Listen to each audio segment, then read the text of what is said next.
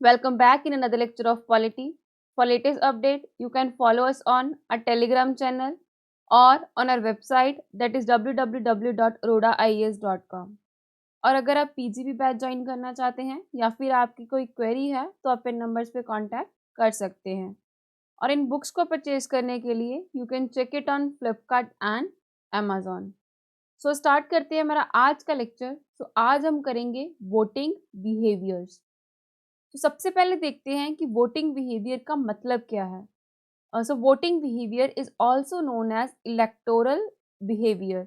जो voting behaviour है उसको इलेक्टोरल बिहेवियर भी कहा जाता है और ये एक फॉर्म है पॉलिटिकल बिहेवियर की कि जो वोटर्स हैं वो कैसे वोट करते हैं, किन किन बेसिस पे जो है अपने कंटेस्टेंट को चूज करते हैं। It implies the behaviour of voters in the context of elections in the democratic political system. कि ये जो वोटिंग बिहेवियर है ये वोटर्स के बिहेवियर के बारे में बताता है कि कैसे हमारा जो डेमोक्रेटिक पॉलिटिक्स है उसकी इलेक्शंस जो होती हैं उसमें वो अपने जो नेता हैं उनको चूज करते हैं। सबसे पहला है significance of the voting behaviour. Significance में क्या है कि it helps in comprehending the process of political socialisation. ये हेल्प करता है किस चीज़ के लिए, जो पॉलिटिकल सोशलाइजेशन का प्रोसेस है उसे कॉम्प्रीहेंड करने के लिए। नेक्स्ट है it help in examining the internalisation of democracy as a value among the elite as well as masses. और ये और क्या करता है कि जो डेमोक्रेसी है उसको एग्जामिन करने में हेल्प करता है।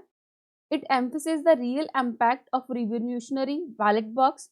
और जो बैलेट बॉक्स है उसके रियल इम्पैक्ट के बारे में हमें कहाँ से पता लगता है, वोटिंग बिहेवियर से। So it enable to throw light as to how far the electoral politics continue or break with the past। और इससे हमें ये भी पता चलता है कि जो पास्ट से पॉलिटिक्स चलती आ रही है वो ही कंटिन्यू हो रही है या फिर उसमें अभी ब्रेक आया है। कि जो ऑलरेडी रूलिंग पार्टीज चलती आ रही हैं कि वो ही जो है बार बार सत्ता में आ रही हैं या फिर कुछ चेंजेस भी आ रहे हैं। It helps to measure whether it is a modern or primordial in the context of political development। और ये हेल्प करता है चेक करने के लिए कि जो पोलिटिकल डेवलपमेंट है वो मॉडर्न ढंग से हो रही है या फिर नहीं। नेक्स्ट है determinants of the voting behaviour. जो वोटिंग बिहेवियर है उनको किन किन फैक्टर्स के बेसिस पे डिटर्मिनेंट किया जाता है। So Indian society is highly diversified in nature and composition. जो इंडियन सोसाइटी है वो बहुत ज़्यादा डाइवर्सिफाई है बिकॉज यहाँ पे काफ़ी सारी कास्ट हैं, अलग अलग रिलीजन हैं। So hence voting behaviour in India is determined और इन्फ्लुएंस्ड बाय मल्टीपल फैक्टर्स। तो यहाँ पे जो वोटिंग बिहेवियर है उसको काफ़ी सारे फैक्टर्स जो है वो अफेक्ट करते हैं। उनमें से सबसे पहला है caste. So caste is an important factor influencing the behaviour of voters. जो कास्ट है वो एक बहुत इम्पॉर्टेंट फैक्टर है जो वोटर्स के बिहेवियर को इन्फ्लुएंस करता है। Politicisation of a caste and casteism in politics has been a remarkable feature of Indian politics. कि जो पॉलिटिक्स का कास्टिज्म किया जाता है वो एक रिमार्केबल फीचर है इंडियन पॉलिटिक्स का कि कास्ट के बेसिस पे भी जो है पॉलिटिकल बिहेवियर को डिफाइन किया जा सकता है। नेक्स्ट आता है religion. So religion is another significant factor which influence the electoral behaviour. तो जो रिलीजन है वो एक और सिग्निफिकेंट फैक्टर है जो इलेक्टोरल बिहेवियर को इन्फ्लुएंस करता है। बिकॉज जो पॉलिटिकल पार्टीज हैं indulge in communal propaganda and exploit the religious sentiments of the voter. तो यहाँ पे जो पॉलिटिकल पार्टीज है वो क्या करती हैं कि वो कम्युनल प्रोपेगेंडा में इंडल्ज हो जाती हैं, यानी कि वो रिलीजन के बेसिस पे अपना काम दिखाना शुरू कर देती हैं कि वो प्रॉपर एक रिलीजन के नाम पे जो है अपने प्रोपेगेंडा को एस्टेब्लिश करना स्टार्ट कर देती हैं, जिसके कारण जो वोटर्स है वो उनके रिलीजियस सेंटिमेंट्स को एक्सप्लॉइट करती हैं। नेक्स्ट है लैंग्वेज। तो लैंग्वेज के बेसिस पे भी यहाँ पे काफ़ी सारे जो वोटिंग बिहेवियर है वो देखने को मिलता है। Because during election political parties arouse the linguistic feelings of the people and try to influence their decision making. तो इलेक्शंस के टाइम पे जो पॉलिटिकल पार्टीज है वो क्या कोशिश करती हैं कि लोगों की जो लैंग्वेज के प्रति फीलिंग है उनको जगाया जाए और उसके बेसिस पे उनकी डिसीजन मेकिंग को अफेक्ट करने की कोशिश करती हैं। सो नेक्स्ट आता है रीजन। तो रीजन के बेसिस पे भी यहाँ पे जो है वोटिंग बिहेवियर को डिफाइन किया जा सकता है बिकॉज रीजन भी जो है वो वोटिंग बिहेवियर को काफ़ी हद तक अफेक्ट करता है। So regional parties appeal to the electorate on the ground of regional identities and regional sentiments. तो यहाँ पे जो रीजनल पार्टीज होती हैं वो इलेक्टोरेट्स को अपील करती हैं रीजनल आइडेंटिटी के बेसिस पे कि उनके रीजन की जो प्रॉब्लम्स होती हैं, उनके रीजन में जो रीजनल जो सेंटिमेंट्स होते हैं, उनको सामने रखती है अपने अपने वोट्स को मांगने के लिए। नेक्स्ट आता है पर्सनालिटी। तो इसमें क्या है, the charismatic personality of a party leader plays an important role in the electoral behaviour. कि कुछ पार्टी में कुछ ऐसी पर्सनालिटी होती है जो बहुत ज़्यादा फेमस पर्सन होता है, तो वो पार्टी क्या करती है कि उस पर्सन को उस आगे रख देती है अपनी पार्टी के हित के लिए, सो दैट कि उसकी जो पार्टी है उसको बेनिफिट हो। नेक्स्ट आता है मनी। तो जो पैसे का रोल है वो भी काफ़ी हद तक देखा जा सकता है वोटिंग बिहेवियर में। Despite the limitation on the election expenditure, crore of rupees are spent on election। कि बेशक जो इलेक्शन एक्सपेंडिचर है उस पर एक लिमिटेशन सेट की गई है कि इतना जो खर्चा है आप इलेक्शन के लिए कर सकते हो, बट फिर भी करोड़ों रुपए जो है वो इलेक्शन में खर्चे जाते हैं। सो वोटर सीक मनी और लिकर और goods in return for their votes. तो यहाँ पे जो वोटर्स हैं उनको पैसे दिए जाते हैं, उनकी वोट्स खरीदी जाती है, उनको लिकर्स डिस्ट्रीब्यूट किए जाते हैं। नेक्स्ट आता है performance of the ruling party. तो इसमें क्या है, on the eve of election every political party release its election manifesto containing the promises made by it to the electorates. कि इलेक्शंस के टाइम पे हर पॉलिटिकल पार्टी अपना एक इलेक्शन मैनिफेस्टो रिलीज करती है, जिस पे वो बताती हैं कि वो कौन कौन से काम करेंगी लोगों के लिए अगर वो गवर्नमेंट में आते हैं। सो उस टाइम पे जो रूलिंग पार्टी होती है उसकी परफॉर्मेंस को भी जज किया जाता है इलेक्टोरेट्स के द्वारा, जो मैनिफेस्टोज वहाँ पे निकाले जाते हैं उनके बेसिस पे। नेक्स्ट आता है पार्टी आइडेंटिफिकेशन।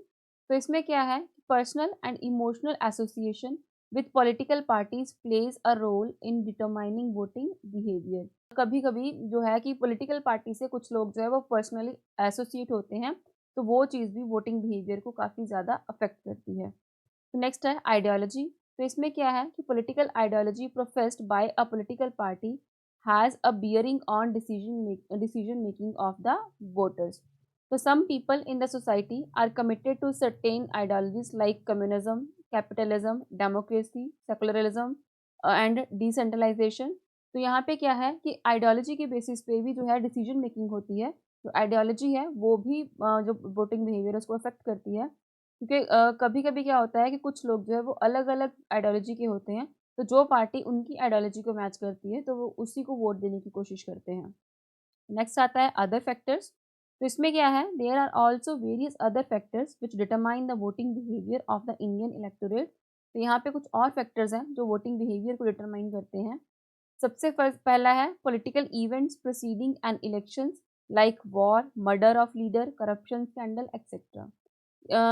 कभी-कभी क्या होता है कि जिस टाइम पे इलेक्शंस होने वाली होती हैं, तो उससे पहले पॉलिटिकल पार्टीज़ के द्वारा कुछ ऐसा कर दिया जाता है जिसके कारण वो लोगों की नज़र में बहुत ज़्यादा फेमस हो जाते हैं। जैसे कि कोई किसी पे कोई वॉर करवा देना, कि जैसे कोई कंट्री उनकी एनिमी थी, तो उस पे वॉर करवा देना, तो या फिर कोई करप्शन स्कैंडल उसको ले आना सामने, तो ऐसा। नेक्स्ट है economic condition at the time of election. Election के टाइम पे इकोनॉमिक कंडीशन कैसी है वो, या फिर उस पर्सन की एज जो वोटिंग करने जा रहा है, ओल्ड है या फिर यंग है, या फिर वो मेन है या फिर वुमेन है, ये चीज़ भी काफ़ी ज़्यादा अफेक्ट करती है वहाँ पे। और वो पर्सन एजुकेटेड है या फिर अनएजुकेटेड है, ये चीज़ भी अफेक्ट करती है। रूरल एरिया से है या फिर अर्बन एरिया से है, अमीर है या फिर गरीब है, तो उनकी कैंडिडेट ओरिएंटेशन कैसी है, इलेक्शन का जो कैंपेन होती है वो भी काफ़ी अफेक्ट करती है। और अगर उसका बैकग्राउंड किसी पॉलिटिकल फैमिली का है, तो वो भी उसको अफेक्ट करेगा। नेक्स्ट, और मीडिया का रोल कैसा है इलेक्शन में, तो वो भी जो है लोगों के वोटिंग बिहेवियर पे अफेक्ट करते हैं। नेक्स्ट आता है role of media in election and voting behaviour. कि जो मीडिया का रोल है इलेक्शन में और वोटिंग बिहेवियर में वो कैसा है। सबसे पहला है इंफॉर्मेशन डिससेमिनेशन। तो इसका क्या मतलब है कि information dissemination in relation to the election, particularly during the process of elections, is extremely important for all stakeholders। यहाँ पे जो इंफॉर्मेशन डिससेमिनेशन है इलेक्शन के टाइम पे वो बहुत ज़्यादा इम्पॉर्टेंट होता है स्टेक होल्डर्स के लिए।